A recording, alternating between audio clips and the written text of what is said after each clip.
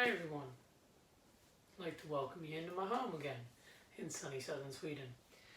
So I figure I'd start with my little fireside chat series tonight with a question posed to me by Panda. Panda asked or just to give my thoughts on the concepts of Odin being a underworld god who was christianized, and that, as he said it, Tyr was the All-Father. So I have a couple thoughts on that, and so I've said this before, but we know that, for example, there's a famous story about when Cleopatra was about to be killed.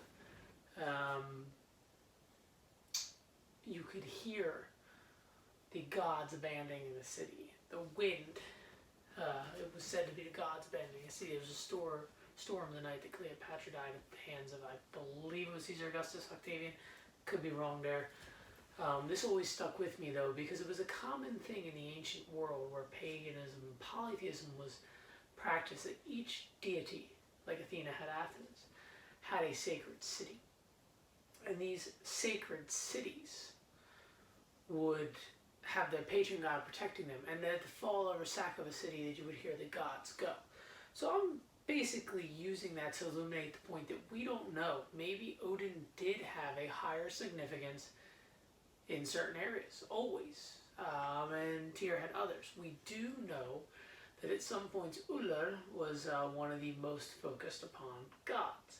Now, if we turn to the concept of Christianization, I think that Thor, being the sun, also has some concepts in there that could have been Christianized. However, we do know that the redeeming sun existed long before Jesus, so it could have been a common current in mythologies or in the worldviews, the metaphysical of ancient polytheisms, and not necessarily due to the effects of Christianization. There is some similarities. I mean, of course, Odin is resurrected, but by his own hand. Did that exist prior to or after the influence of Christianity? That is something we will never know. I tend to believe, though, that his role as the All-Father and the most important God is not a byproduct of Christianity, but our remembering him as such is a byproduct of Christianity. You see, as we have enumerated, other gods had different imports at different times. It just so happens the end of the pagan era also coincided with the inception of the written word in the pagan world. And that written word accompanied the spread of Christianity. And unfortunately, the literacy of the people, and the people that wrote things down, were often monks. So not only did they Christianize things, but we only get the snapshot of the end of the pagan age, the arch-heathen age, or whatever you would like to call it, but the end of that time period when paganism, polytheism, Norse polytheism, Germanic polytheism was on its way out. But I think it is important for us to remember that geographical realities affect the worship of the gods. If you go from Sweden east, you see more and more hammers.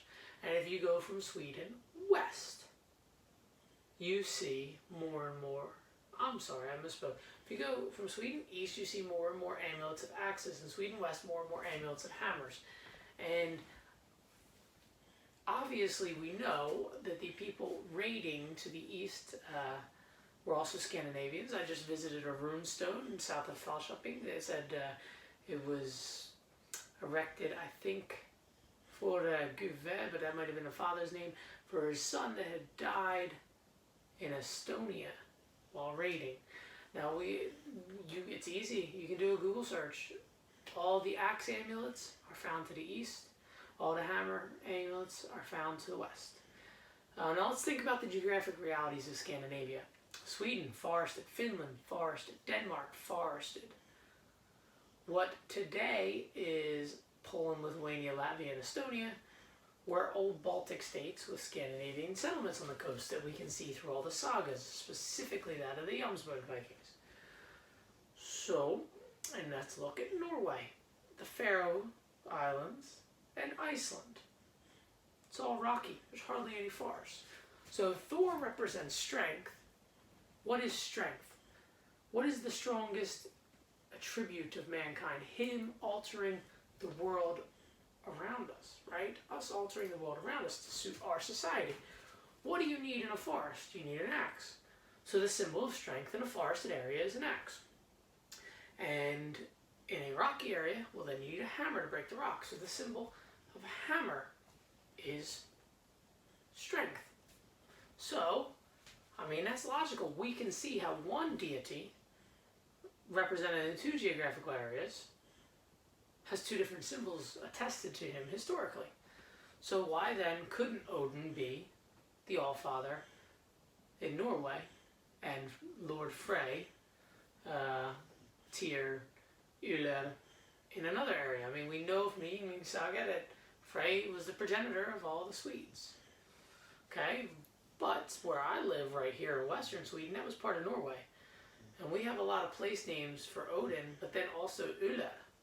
And Uller is supposed to be much more archaic. And then there's the concept of the Vanir being the original earth deities and the Aesir being the sky deities from influence of other in-migrations. Some say Asiatic. I don't want to talk about that. And I don't think that really is in the scope of the conversation of what Panda said. He just wanted to know my view on Odin being a Christianized underworld god. And I will admit he has a lot of things to do with the underworld, but I don't necessarily think his resurrection has to do specifically with the resurrection of Jesus, as we have seen resurrections in Nordic mythology. Okay, Balder might be more of a Jesus character, but Guve, how many times was she resurrected? That started the war of the Aesir and the Vanir to begin with. So I don't think his resurrection or his underworld ties specifically is proof of Christianization. But we will never know. I just chose to illuminate the concept that different geographical realities breed different traditions. I mean, look at the Irminsul in Saxony versus Yggdrasil in Scandinavia. Do they represent the same thing? Probably. But again, any more depth of this topic, and I will start to look to the Asian legacy. The Franks kind of introduced to the Germanic world, but that the Trojans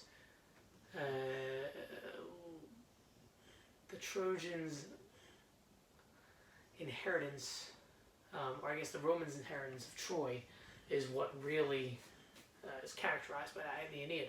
But that's for a video another time. Here, Panda, I hope I answered your question or gave you some insight into things I can think of. I guess I'll put the name of the rune stone in the description here that I was referring to, south of Olsbrostenen. And I hope you enjoyed this first of our really just nice fireside chats. So, with that being said, skål, and I'm actually cheersing you. That's the only time you should really use that, so forget it. And double skål, and enjoy your own Nordic journeys, my friends.